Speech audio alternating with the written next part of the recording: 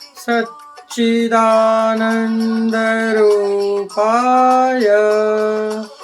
विश्वोपत्यादिहेतवे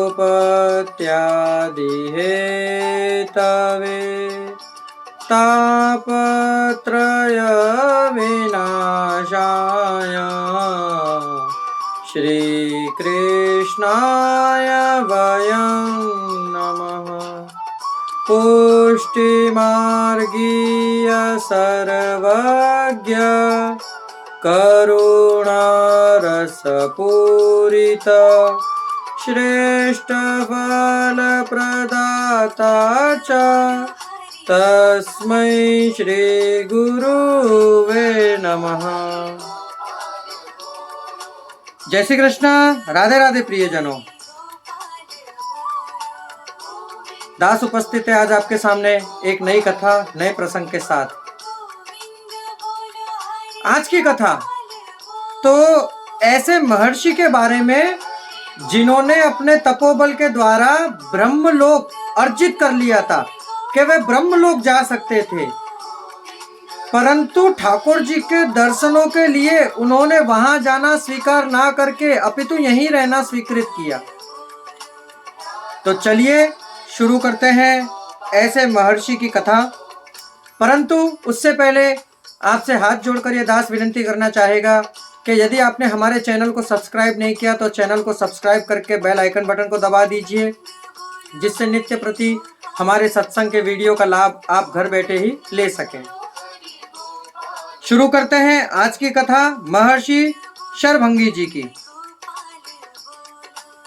शरभंग जी कहते हैं, तपोभूमि दंडकारण्य क्षेत्र में अनेक ऊर्ध्वरेता ब्राह्मवादी ऋषियों ने घोर तपस्या की है। कठिन योगाभ्यास एवं प्राणायामादि द्वारा संसार के समस्त पदार्थों से आसक्त ममता स्पृहा एवं कामना का समूल नाश करके अपनी उग्र तपस्या द्वारा समस्त इंद्रियों पर पूर्ण विजय प्राप्त करने वाले अनेक ऋषियों में से शरभंग जी भी एक थे। कहते हैं, अपनी उत्कट तपस्या द्वारा इन्होंने ब्रह्मलोक पर विजय प्राप्त कर ली थी। ब्रह्मलोक पर विजय प्राप्त करना क्या सहज समझते हैं आप लोग? बहुत कठिन है, बहुत कठिन। अरे स्वर्ग पर विजय प्राप्त नहीं कर सकते, हाँ नरक की मैं कह नहीं सकता हूं आपसे। कहते हैं, देवराज इंद्र इन्हें सत्कार पूर्वक ब्रह्मलोक तक पहुंचाने के निमित्त आए थे। इन्होंने देखा कि पृथ्वी से कुछ दूर ऊपर आकाश में देवराज का रथ खड़ा है और बहुत से देवताओं से घिरे वे उसमें विराजमान हैं। सूर्य एवं अग्नि के समान उनकी शोभा है। देवांगनाएं उनकी स्वर्ण दंडका युक्त चमरों से सेवा कर रहे हैं। उनके मस्तक पर श्वेत छत्र शोभायमान है। गंधर्व सिद्धि एवं अनेक ब्रह्मर्षि उनकी अनेक उत्तमोत्तम वचनों द्वारा स्तुति कर रहे हैं। ये इनके साथ ब्रह्मलोक की यात्रा के लिए तैयार ही थे कि इन्हें पता चला कि राजीव लोचन कौशल किशोर श्री राघवेंद्र रामभद्र भ्राता लक्ष्मण एवं भगवती श्री सीता जी सहित इनके आश्रम की ओर पधार रहे हैं। अब तो महाराज जो ही इनको पता लगा कि भगवान श्री राम हमारे यहाँ पधार रहे हमारे आश्रम पे, तो कहते हैं ज्यों ही भगवान श्री राम के आगमन का शुभ समाचार इनके कानों में पहुंचा, त्यों ही तप पूत अंतकरण में भक्ति का संचार हो गया। वे मन ही मन सोचने लगे, अहो भाग्य, लौकिक और वैदिक समस्त धर्मों का पालन जिन भगवान के चरण कमलों की प्राप्ति के लिए ही किया जाता है, वह ही भगवान स्वयं जब मेरे आश्रम की ओर पधार रहे हैं, तब उन्हें छोड़कर ब्रह्मलोक को जाना तो सर्वदा मूर्खता है। कहते हैं, ब्रह्मलोक प्रधान देवता तो मेरे यहाँ ही आ रहे हैं। ब्रह्मलोक के प्रधान देवता यानी कि भगवान श्री राघवेंद्र जी। तब वहां जाना निष्प्रयोजनीय है। अतः मन ही मन निश्चय करके कि तपस्या के प्रभाव से मैंने जिन जिन अक्षय लोकों पर अधिकार प्राप्त किया है वह सब मैं भगवान के चरणों में समर्पित करता हूँ। इन्होंने देवराज इंद्र को विदा कर दिया। ऋषि शरभंग जी के अंतकरण में प्रेम जनित विरह भाव का उदय हो गया। चितवत पंत रहेउ दिन राती। चितवन में प्रभु दिन रात बसते हैं। वह भगवान श्री राम की अल्प काल तक की प्रतीक्षा को भी युग युग के समान समझने लगे। भगवान श्री राम के सम्मुख ही मैं इस नश्वर शरीर का त्याग करूंगा, इस दृढ़ संकल्प से वह भगवान राम की क्षण क्षण प्रतीक्षा करने लगे। अब उनका स्मरण कैसे कर रहे हैं?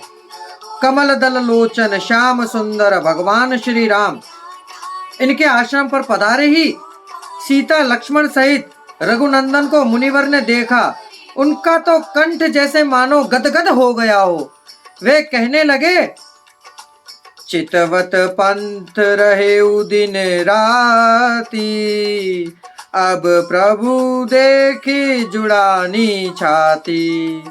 नाथ सकल साधन में ही ना, की नहीं कृपा जानी जन दीना। भगवान श्री राम को देखते ही प्रेमवश इनके लोचन भगवान के रूप सुधा मकरंद का साग्रह पान करने की लगे। इनके नेत्रों के सम्मुख तो वे थे ही, अपने प्रेम से इन्होंने उन्हें अपने अंतकरण में भी बैठा लिया। सीता अनुज समेत प्रभु नील जलत तनु श्याम, मम ही बसहु निरंतर सगुन रूप श्री राम।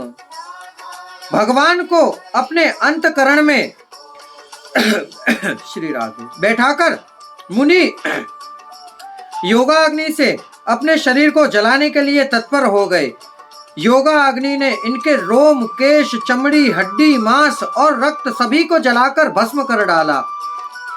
अपने नश्वर शरीर को नष्ट कर वह अग्नि के समान तेजोमय शरीर से उत्पन्न हुए परम तेजस्वी कुमार के रूप में वह अग्नियों के महात्मा ऋषियों और देवताओं को के भी लोकों को लांघकर प्रभु के दिव्य धाम को चले गए।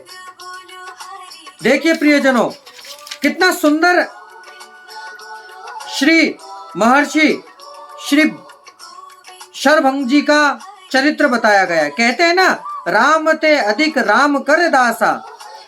जब प्रभु के प्रति प्रेम जागृत हो जाता है, जब प्रभु के प्रति एक लालसा जाग उठती है, विरह जिसको कहते हैं, जैसे आपका पुत्र स्कूल गया हो, अब उसके आने का टाइम दोपहर 1 बजे का हो, 3 बज गए हो, अब आपके मन में कैसा ताप उठेगा, कहाँ गया होगा, कैसे होगा। ये जब ये ताप प्रभु के प्रति जगने लग जाए मेरे नाथ, हमारे मन में भी होता है। जब हम प्रभु के राजभोग के अनवसर कर देते हैं, फिर हम बाहर बैठे बैठे एक अकेले अकेले विचार करते हैं कि अब मेरे प्रभु गौएं चराने गए होंगे, या मेरे प्रभु चौसर खेल रहे होंगे, या मेरे प्रभु थोड़ी सी देर पौट गए होंगे।